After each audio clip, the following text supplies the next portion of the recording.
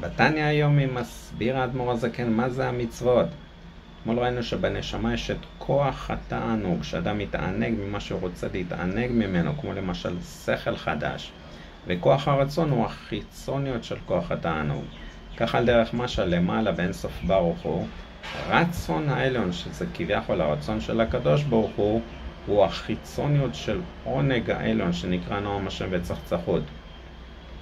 אומר האדמו"ר הזקן, רצון העליון, כביכול הרצון של הקדוש ברוך הוא נקרא בלשון המקובלים כתר עליון, ובכתר עליון יש 620 עמודים של אור, כמו למשל בית גדול שיש בתוכו 620 עמודים שמחברים את התקרה לרצפה, והכתר העליון הוא למעלה מהחוכמה, לכן הוא נקרא כתר מלשון כותרת שהוא מקיף על המוחין, על החב"ד, חוכמה בינה ודעת.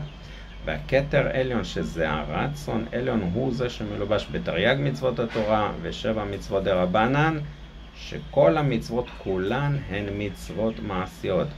גם מצוות שתלויות בדיבור הן מצוות מעשיות, שהרי הקימת שפתיו הביא מעשה, הקימה של השפתיים נחשבת כמעשה.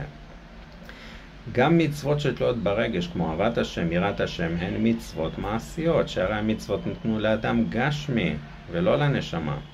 יוצא שהמצוות הן כמו 620 עמודים שמחברים את רצון העליון לארץ.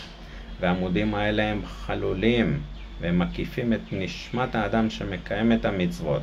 בדרך העמודים האלה הנשמה מתעלה מעלה דרום המעלות עד לבחינת הכתר. ועל ידי הלבושים האלה, שזה לבושי המצוות, הנשמה יכולה לחזות בנועם השם, בפנימיות של הכתר.